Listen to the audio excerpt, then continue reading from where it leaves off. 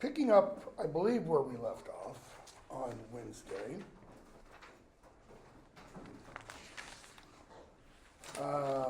Act 1, Scene 2.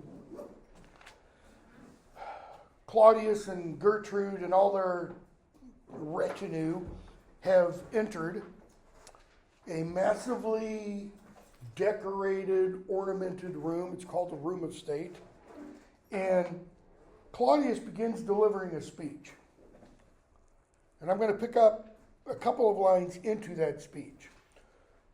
He began by mentioning, that the memory of his dead brother is still yet green, meaning he hasn't been dead for long. And so he says, it's proper for the state to be contracted, line 4, top of page 1244, in one brow of woe.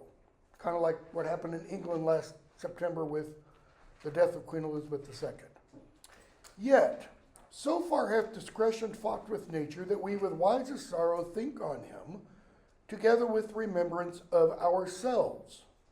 So, we, he's using the royal we here, just means I, the king. I think of my dead brother, and I think of myself simultaneously. In other words, he's dead, but my life goes on. Therefore, our sometime sister, now our queen.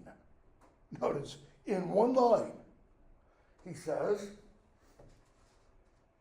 my former sister-in-law, because she was the wife of my dead brother, now my queen. He's married her. The imperial jointress to this warlike state, and I don't like your footnote down at the bottom, or the gloss for the word jointress. That is a legal definition that's given for that word jointress. I don't think that's at all what Shakespeare means. Shakespeare simply means joined together. Okay? The imperial, that is, her imperial majesty, is joined to my imperial majesty. So the imperial jointress to this warlike state. And he's alluding there to the state of Denmark as it currently is, the current condition. We were introduced to, at the beginning, sentinels, right? Standing guard. Horatio explains to Bernardo and Marcellus why he believes they're standing guard, because Fortinbras, Norway, is out there kind of sowing his oats and, proving he's a man, etc., and causing war and mayhem. So, Claudius goes on. Together with the imperial jointress to this warlike state, have we, as 'twere, with a defeated joy. Defeated joy is kind of an oxymoron. A joy that's been made less. With the defeated joy, with an auspicious and a dropping eye, meaning crying, tearing, with mirth in funeral and with dirge in marriage. That is, we've brought mirth out of a death, the funeral, and yet we've also brought sadness to a marriage. We have what?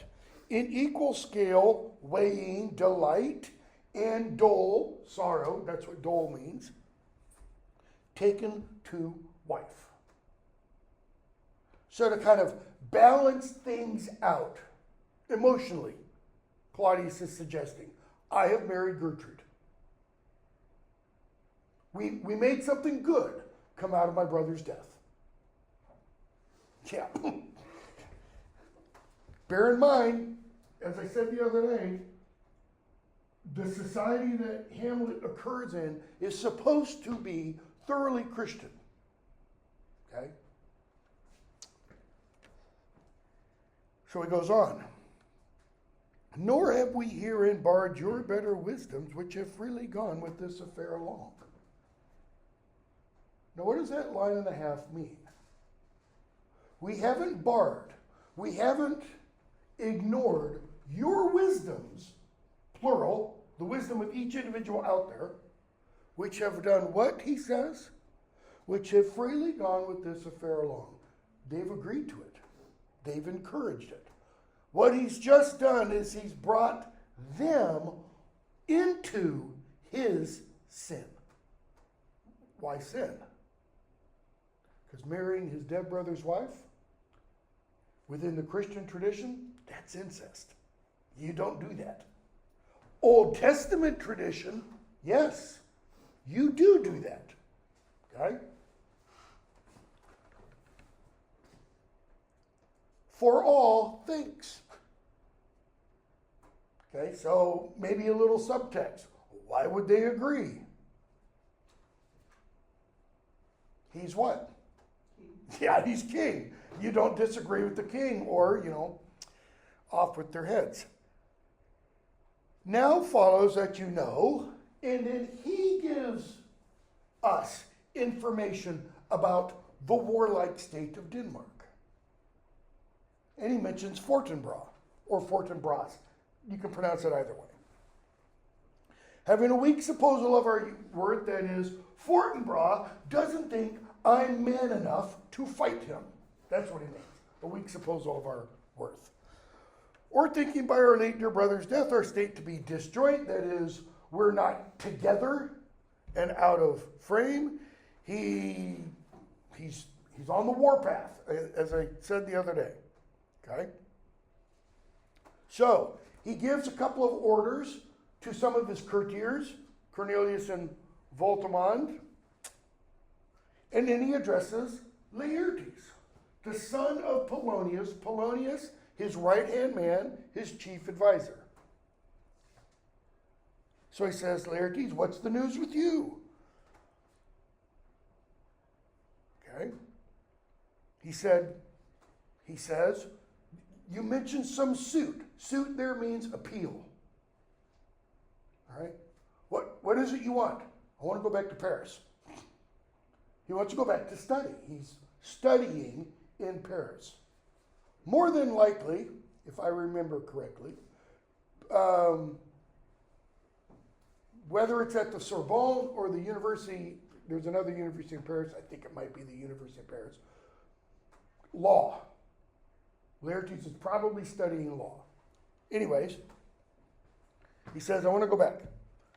Your father says, okay. He says, he has. He said, fine then. Notice he has to get the king's approval. Why? Because he's fairly high ranking within that society. He's not royal. That is, Laertes isn't royal. Right? So, he turns from dealing with Cornelius and Voltimand, giving them orders, sending them off to try to make peace, etc. He deals with Laertes' problem, and then he turns to Hamlet. But now, line 64, my cousin Hamlet and my son. Cousin, you've got a gloss. It just means close family member. So now Hamlet, my close family member Hamlet and my son. Well, why does he say my cousin and then my son? Why include both of those?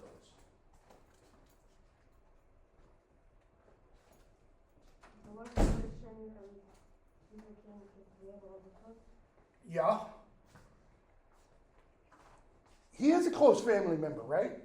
What is Hamlet to Claudius? Nephew. It's close. And my son. You shouldn't be nephew and son. There's a problem there. Okay? That's why Hamlet says, partially why Hamlet says, as an aside. Okay? Now, before we look at what Hamlet says, what is an aside?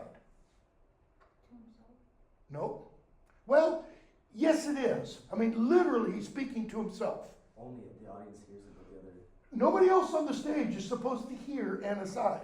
Because what Hamlet does at that point, if you're directing it, Hamlet should look directly at the audience and say, a little more than kin and less than kind.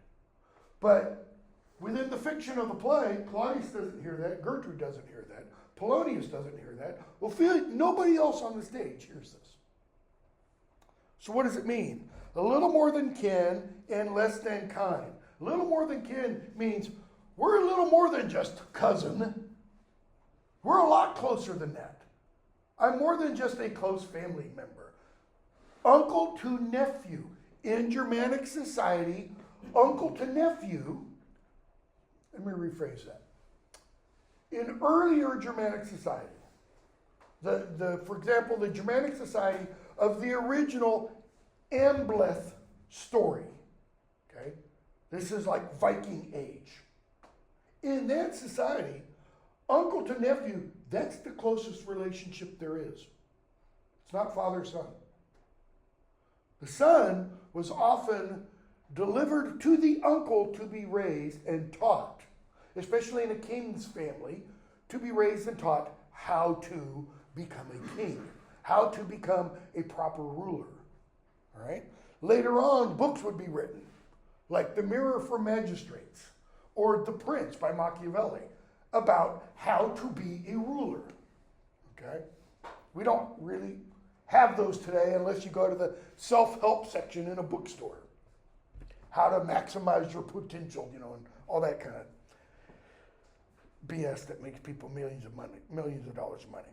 So, a little more than kin, we're not just distant relations, and less than kind. Kind there doesn't mean nice. It doesn't mean gentle. It doesn't mean warm and friendly. It means natural. We're more than kin and less than natural. Why? What did Claudius say again? My cousin Hamlet and my son. Hamlet's response takes Claudius's words and replies to them in order. Cousin Hamlet, little more than kin, we're closer than that, and my son, and less than kind. That is, in that son part, that's unnatural. That goes against nature. Again, because of the incest. What's this tell us about Hamlet? Bear in mind, these are his first words. The guy's smart. He's smart as a whip. You don't talk loosely around Hamlet because he's going to zero in like a laser on the meat of the matter. And we're going to see that throughout the play. People are going to say things to them, and he's going to verbally jujitsu them. He's just going to rip them apart. Okay? So, king, how is it that the clouds still hang on you? Like everywhere Hamlet goes, there's a cloud over him, and it's raining. Like in the Winnie the Pooh books, the character of Eeyore, both in the drawings and in the cartoons that Disney did, Eeyore always has a cloud with rain over him wherever he goes. Not so, my lord, I'm too much in the sun.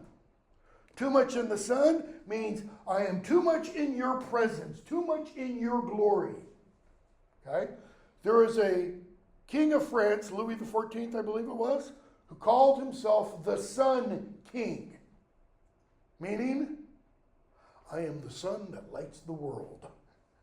I am the sun that gives light to my people. It's all part of the divine right of kings idea. So Hamlet says, clouds, no, Lord, I'm tone down the light, as it were. He doesn't mean it literally, obviously. It's figurative language. Queen then speaks. Good Hamlet, cast thy nighted color off, and let thine eye look like a friend on Denmark. See, when Claudius says, how is it that the clouds still hang on you? And then Gertrude says, cast thy nighted color off. We're being told something about Hamlet's appearance. He's dressed in black. Why? He likes black, he's a goth, Mourning. His father's been dead at least 2 months. He is still wearing black.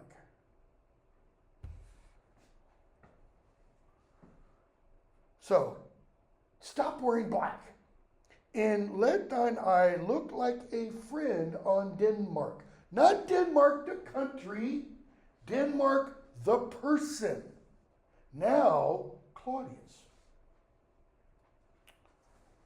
Do not forever with thy veiled lids seek for thy noble fathers in the dust. Thou know'st 'tis common, all that lives must die, passing through nature to eternity. What did she mean? Do not forever with thy veiled lids seek for thy noble father in the dust. It's telling us a stage direction kind of for how Hamlet ought to normally behave. He ought to walk around like this, eyes on the ground, so that what do people see? Only his eyelids. And that's why she makes a comment about seeking for thy father in the dust. Okay, two meanings. One, he's looking at the ground wherever he goes. Two, ashes to ashes, dust to dust. Buried, looking for him, like down there. And then she says something that really sticks in Hamlet's mind. Thou know'st 'tis common. What is common? What comes after? Everything that lives dies. Passing through nature to eternity. That is, down here, we're just on a journey. The journey goes on. What has she just said? In kind of almost vulgar terms, not vulgar foul language, vulgar, common, low stuff. Suck it up, man. So your daddy died. Deal with it. Move on. Man up. That's what she's telling her son. How old is Hamlet?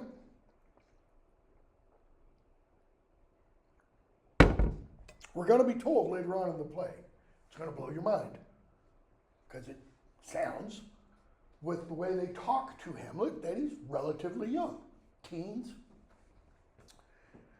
Hamlet, aye, madam, 'tis common. You're right. Everyone that lives dies. If it be, why seems it so particular to thee? We've talked about that verb, seems, before. Okay? Which is a, there it is, subjunctive. It indicates a condition contrary to fact. It seems like a sunny day. No, that's a condition contrary to fact. Why seems it so? Why does death seem so particular to you? Or more specifically, why does your father's death seem so particular to you? Seems? Nay, it is. That is, it is particular to him. Why? It's not a loaded question. It's not a rocket science question. Why is this death particular to Hamlet? Most of you probably, I'm assuming, you don't need to correct me if I'm wrong, please don't burst into tears. Most of your parents are probably still alive. Both of mine died within the last, last 8 years. Mom died in 2015, 2016. My dad died in 2020. A few months after that, I really understood or empathized with Hamlet. Why is it particular? Because it's his father. Hell of a lot different between the death of one's father and the death of some guy living under a bridge. Why? Doesn't affect me. This one does. That's why he says, it is particular. 'Tis not alone my inky cloak, again, inky, black. Good mother, he's being sarcastic there. Nor customary suits of solemn black, that's the clothing underneath the cloak.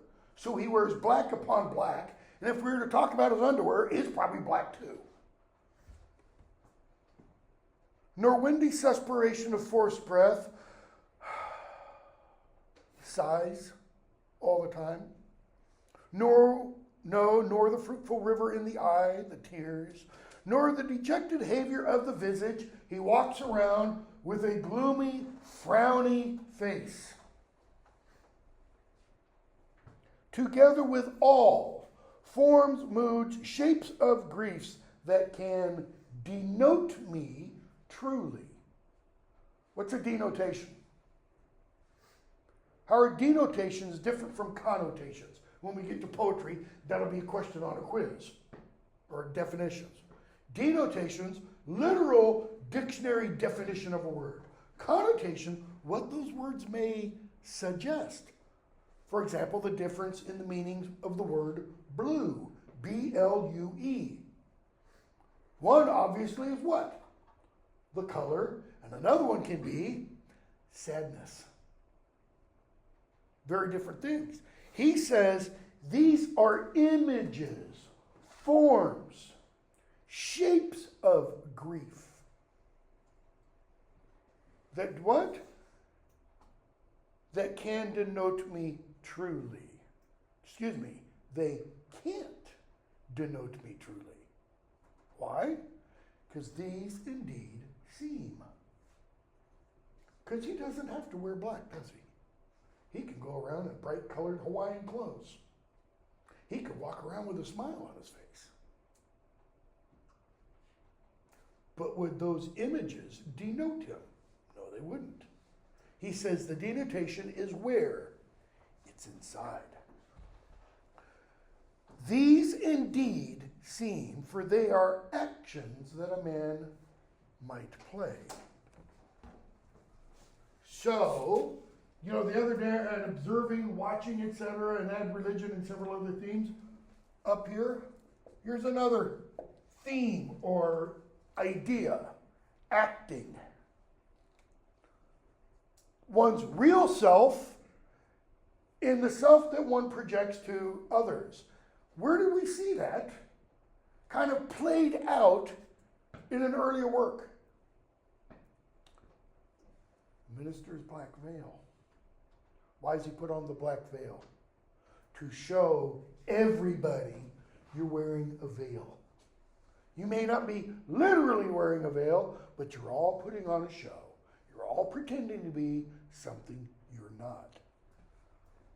These indeed seem, for they are actions that a man might play. But I have that within which passeth show.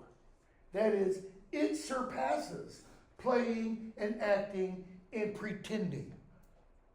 I can't bring this out. These, the clothes, the tears, the frowny face, the looking down at the ground, the sighing, these are but the trappings and the suits of woe. He's saying, my essence is woe, sorrow. King, 'tis sweet and commendable in your nature, Hamlet, to give these morning duties to your father. In other words, hear, hear, well done. This is what a good son should do. But, what does but always introduce? A conflict of some kind. There's going to be a juxtaposition. This, but.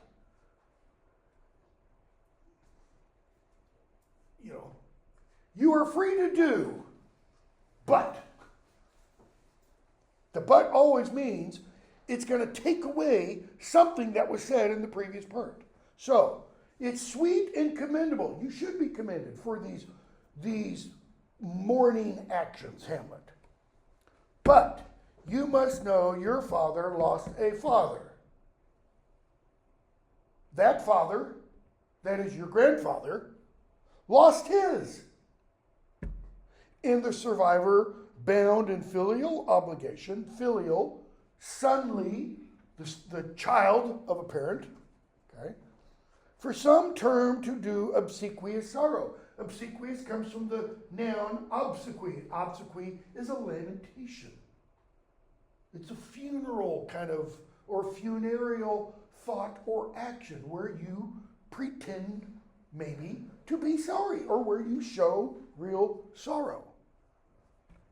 But, notice, for some term. What's the term? How long is that term?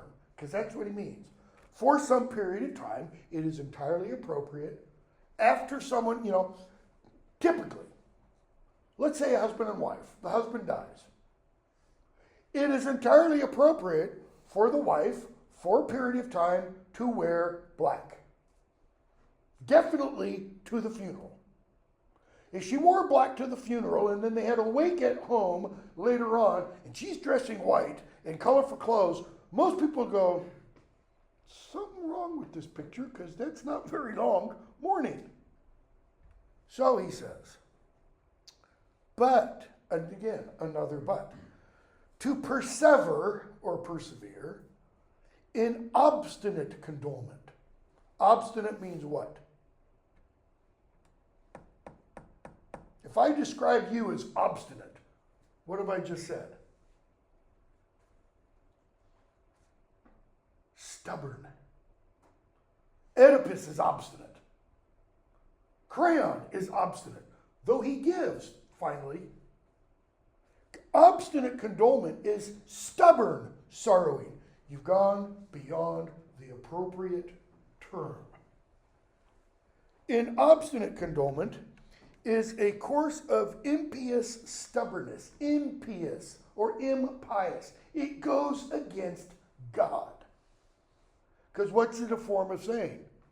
God was wrong for taking my, whoever the beloved one is. I don't accept the reality that I now live. St. Paul says, in all things, be content. Yeah, that even means in the death of a loved one. Okay? So he says, it's impious stubbornness. That's the first thing. He's going to give a list of what Hamlet's behavior or how Hamlet's behavior currently is wrong. So, you're showing impiety to God. What else? 'Tis unmanly grief. You're acting like a woman. That's what that means. It shows a will most incorrect to heaven. You are not accepting the divine plan. A heart unfortified, you're weak. A mind impatient. What's impatient? Not willing to suffer, not willing to endure. In understanding simple, you're a fool. And unschooled, what does it mean unschooled? Untaught, unlearned. Untaught or unlearned about what? Your father died. Big frickin' deal. His father died. His father died. His father died. All the way back to Adam. Guess what? People die. Suck it up. Move on. For what we know must be, and this is the thing about simple and in school, for what we know must be and is as common as any of the most vulgar thing to sense. Why should we in our peevish opposition take it to heart? Why should we take to our hearts the deaths of loved ones? Do you want, Claudius on your visiting your hospital bed when you've been told you've got cancer? Or when you've been told your lover, best friend, son, daughter, etc. has cancer? No, this guy has bad bedside manners. Again, how long has it been? Anywhere from a month to 4 months. Your introduction says it's been 2 months. It's not true. Within the course of the play, you get one reference at one point to he's been dead for a month, and you get another reference where Hamlet says, nay, 'tis twice 2 months. 4 months. You tell somebody whose parent has died, especially, I was 58, 59, something like that. When my dad died, I knew it was coming. I was prepared. It wasn't, a groundbreaking event for me. But if you're a young person like Hamlet is, and his father's not that much older than him, 20, 25 years, he should still have quite a few years left. It can be jarring. This is cold. This is cruel. Why take it to heart? 5, 'tis a fault to heaven, a fault against the dead, a fault to nature, to reason most absurd, whose common theme, reason's common theme is death of fathers, and who still hath cried from the first course till he that died today, this must be so. Everyone dies. The Harry Potter novels, I argue when I teach that course, are all about one theme, all 7 of them. Not the films, because the films change it. How to die well. They're all about teaching Harry how to die well. He has to die, right? Because everybody has to die. He has to learn how to die well, how to have what's called the euthanatos, the good death. So, throw to earth this unprevailing woe. That is, bury it. Bury this sadness and sorrow with your father. Let it go, Hamlet. Cue the Frozen, soundtrack. Please don't. And think of us as of a father. Look to me as daddy. For let the world take note. And so he addresses. He says, for let the world take note. What? You are the most immediate to our throne. Meaning, you're next in line. He shouldn't have brought that up. Why not?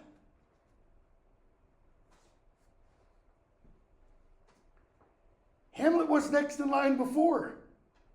Germanic society, generally, law of primogeniture reigned. Eldest son becomes king upon the death of the king. Hamlet's the only son of Hamlet Sr. And yet, Hamlet Jr. isn't the king. Why?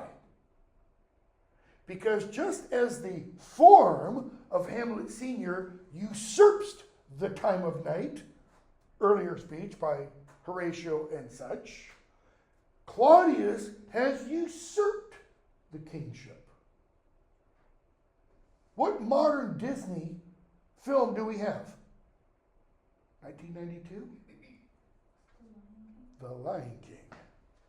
Hamlet is Simba. Mufasa is Hamlet Sr. Scar is Claudius. It's just Hamlet in the animal world in Africa.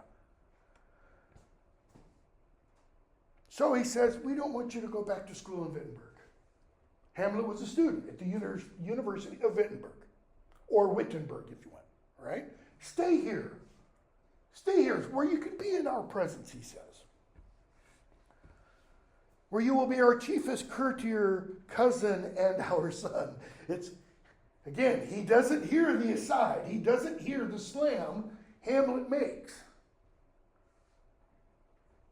And Hamlet's probably going, twitching at the cousin and son bit. I shall in all obey you. What? Madam. He doesn't respond to Claudius. He responds to his mother. Let not thy mother lose her prayers, Hamlet. King, 'tis a fair and loving reply, blah, blah, blah, blah. Okay? Everybody leaves but Hamlet. Hamlet gets the first, I believe. Yes, it is. The first soliloquy in the play. What's a soliloquy? You know what a monoquy is, though you don't know it by that word. A monoquy is what all the late night comedians do at the beginning of their shows. It's called the monologue. One word. One person speaks. A monoquy is where one person speaks. On a stage, that's called a soliloquy. One person on the stage talking out loud, symbolizing what the person is thinking. So when you have a true soliloquy, that is telling us this person's deepest, innermost thoughts. And they're always telling us truly what they think. Later, another one of Shakespeare's plays, in Othello, character of Iago, comes out at one point and he says, I'm the dirtiest, rotten, meanest SOB who ever lived, and I love it. I'm just going to be the most vile wretch. And he just eats it up, okay? Hamlet gets the first soliloquy. Look at what he says. That's why I've written down those line numbers. Oh, that this too sullied flesh would melt, thaw, and resolve itself into a dew. Okay, your textbook says sullied. The first folio, published in 1623, okay, in its text of Hamlet reads solid, S-O-L-I-D. This reading is based upon an earlier printing of Hamlet that has this reading. Okay? There is a principle of what's called textual criticism. My dissertation was on textual criticism. It was an edition of John Donne, of some poems of John Donne's. There's a principle in textual criticism called lectio difficilior. Latin.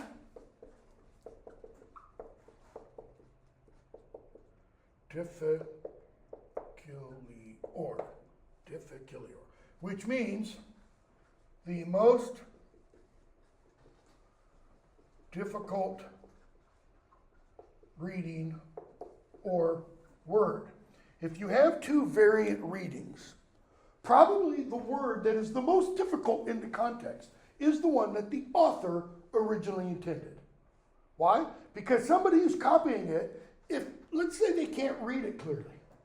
I mean, look how close these two words are, spelling-wise. Okay? Somebody can't read it clearly. That person who is not the author is probably going to, their mind, without even thinking about it, is going to supply the most readily apparent, the easiest solution. It's called Occam's razor, by the way.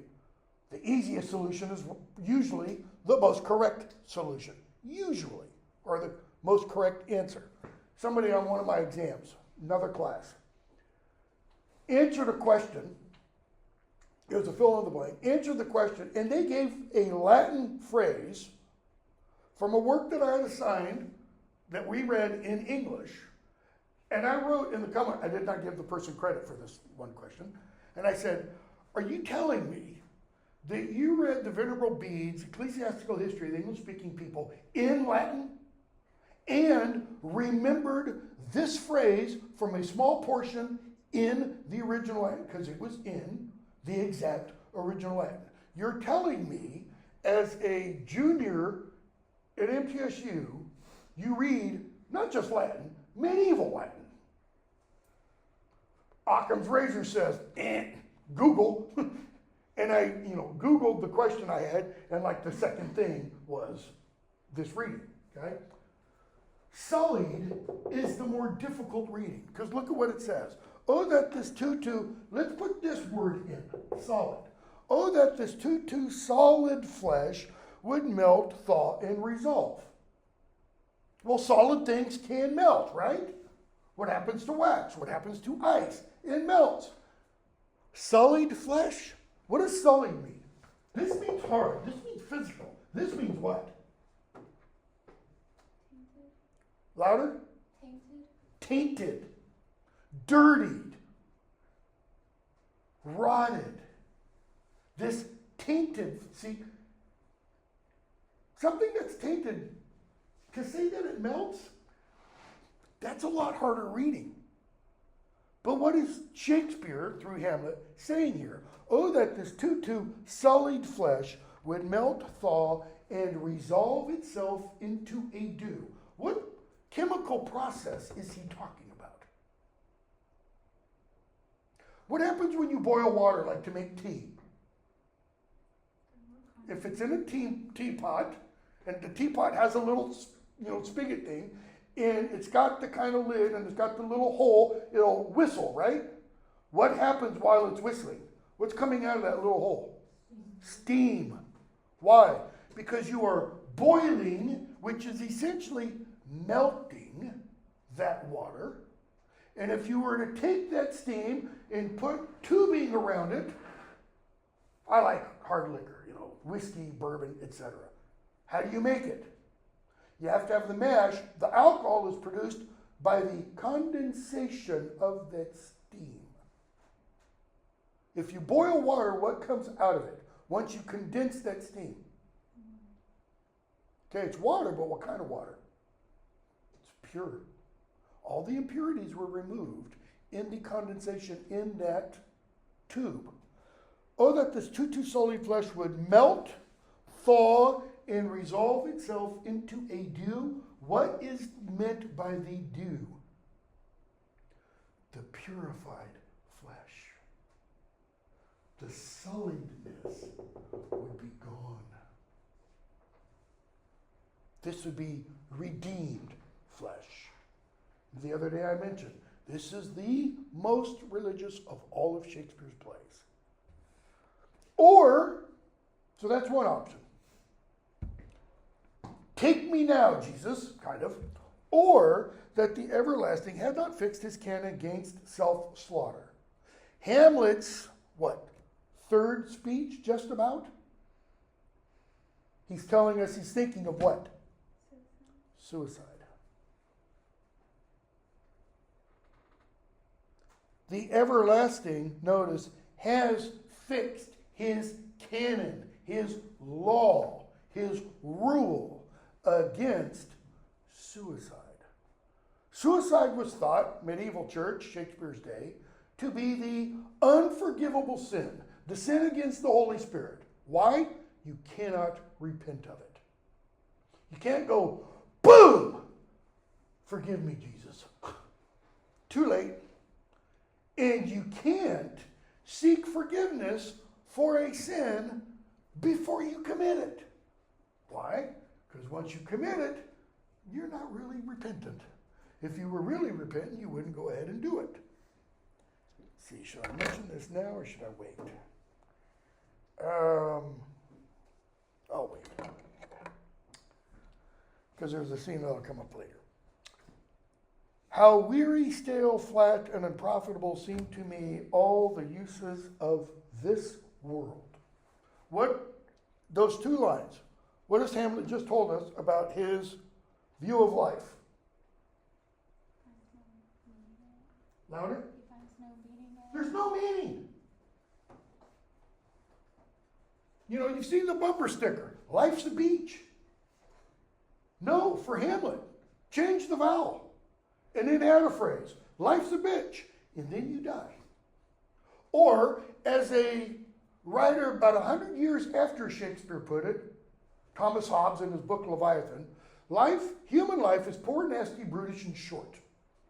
Human life, poor, nasty, brutish, and short.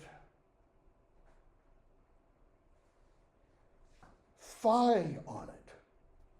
We would not say phi, we would say F-U-C-K, it. 'Tis an unweeded garden. That is, the world is a garden. But what's the problem with the garden? It's overgrown by weeds. It's rotted. That grows to seed, things rank and gross in nature possess it merely. Merely there means entirely. That it should come to this. But 2 months dead.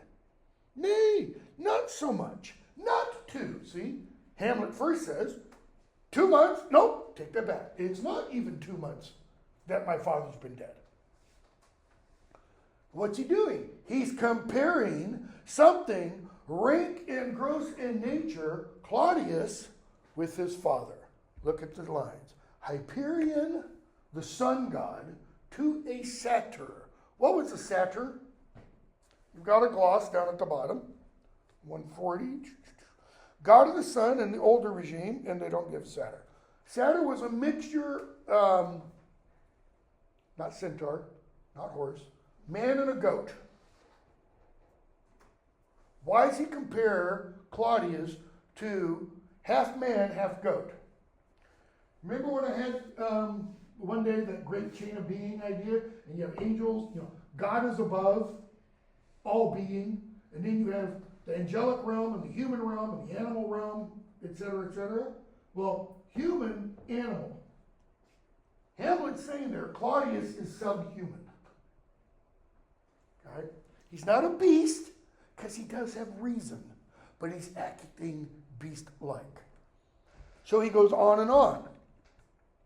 Famous quote, "Frailty, thy name is woman." And notice just before that line, within a month. He's saying within a month of my father's death, she already wed. "Frailty, thy name is woman, a little month or ere those shoes were old, with which she followed like Niobe," blah, blah, blah. Okay? Within a month. She, skipping down to 155, married. What's Hamlet thinking? What has to be going through his mind? There had to be something going on between them before. For her to marry Claudius that quickly. And notice how he thinks of his mother's marriage to Claudius. "O most wicked speed to post with such dexterity to incestuous sheets." The post with such dexterity, you've got a gloss down there. Facility doesn't help really. What's he mean? With such eagerness. She wanted to get into Claudius's bed. "It is not, nor it cannot come to good." That's Hamlet saying, there's something wrong here. He doesn't know specifically what it is. It's just not right. "But break my heart, for I must hold my tongue." What did he say earlier in response to, "Why seems it so particular to thee?" He says, "I have that which surpasseth all show." Woe is what he has within. Here, break my heart. Because he can't talk about it. What happens if he talks about it? What if he goes around and starts telling people, I think Mom was having an affair with Uncle Claudius before Dad died. What would everybody think? There's a plausible motive. Okay? Horatio and the others come in. And they talk back and forth. Hamlet asks, "Why are you here, Horatio?" He says, "Truant disposition." That is, I'm a truant. I'm playing hooky. He goes, No, you're here for another reason. I came to see your father's funeral. Don't mock me. You came to see my mother's wedding. He says, it followed hard upon. It's like, killed two birds with one stone. Came for the funeral and like, damn, next day they got married. Not literally, figuratively. Okay? So they go back and forth. And Hamlet says, "Methinks I see my father." He doesn't mean literally on the stage. It's like wherever he goes. His mind is focused on his father. Horatio, "I saw him once, was a goodly king." Hamlet, "He was a man, take him for all. That is, yeah, you're right, he was. But he was a man. Take him for all in all," meaning kind of if you've met one man, you've met them all, but also he is saying you had to take him with the good and the bad. His father wasn't perfect. Shall not look on his like again, though. In other words, but he's a little bit above. I think I saw him yesterday. Who? Your father. The king, my father. Calm down. Let me tell you. So Horatio explains what they saw. Okay? And they go back and forth talking about it. And Hamlet says, "I'm going to take the watch tonight. You guys don't have to, but because I want to see if he's there." Okay? And Hamlet says, page 1250, line 240, whatever, "If it assume my noble father's person, I'll speak to it, though hell itself should gape and bid me hold my peace." Don't tell anyone. If you've not told anyone else, don't. Okay? They all leave. Hamlet gets another very short soliloquy. "My father's spirit in arms, all is not well." In other words, that's a prophecy. That is a portentous omen. I doubt, meaning I expect some foul play. Would the night were come. Till then, sit still, my soul. It's like he's having to push down the rising what? Foul deeds will rise, though all the earth overwhelm them to men's eyes. Scene 3. A room in Polonius's house. Laertes comes in with his sister Ophelia. Okay? And they start to talk. And they start to talk about Ophelia's relationship with Hamlet. What advice does Laertes give Ophelia? I mean, she tells him. For Hamlet and the trifling of his nature, favor, line 5, hold it a fashion and toy and blood. He says that. She talks about Hamlet's, love for her. And he says, don't pay any attention to that. Think of it as nothing but the suppliance of a minute. Suppliance. A request for favor for a short moment. What he means by that is what? What's Hamlet really want from Ophelia? Sex. Okay? And this is probably why the play, if it's whether put on as a play, it would be X-rated this way, or film, Kenneth Branagh's version of it, this is why Hamlet and Ophelia probably should not either be showing having sex, like they do in the Kenneth Branagh film, or have it be implied that they've had sex. Okay? Because he's saying he wants one thing. He just wants to get in your pants. Think it no more. And he goes on with this long speech about why she shouldn't trust Hamlet. What's his ultimate reason? What is Hamlet in that society? He's the prince, future king. Therefore, Hamlet can't decide for himself who he is going to marry. Why? Because all those kinds of marriages, they're arranged.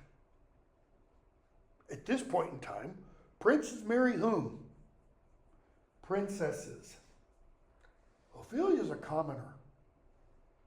You don't marry commoners. You might sleep with them, have them as whores on the side, but you don't marry them. Why? Because there's no benefit for the government, for the state, for the crown out of that.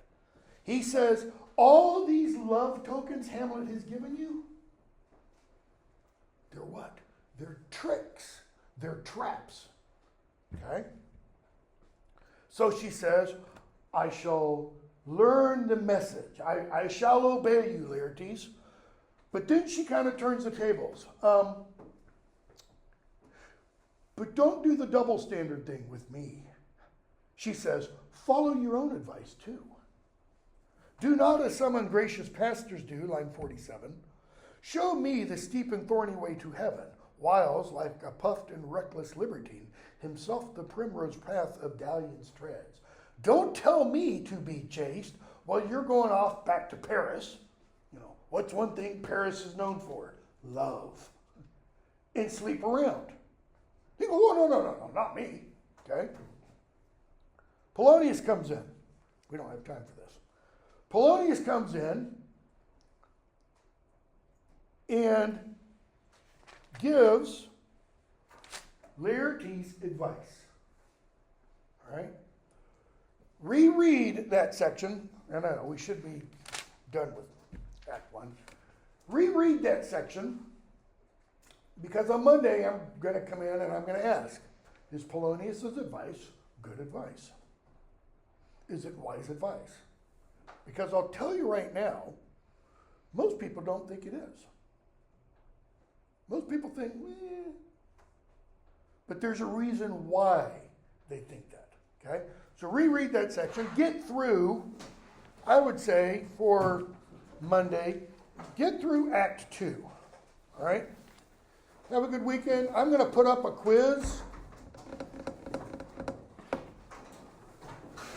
I'll say it's going to be over, well, right now I'm going to say it's going to be over Acts 1 and 2. It might end up just being over Act 1, but it won't be due till probably Monday or Tuesday night. So we'll go over the material first. Those of you who are, bold and want to go for it, you can feel free to go for it. Wake up. There we go.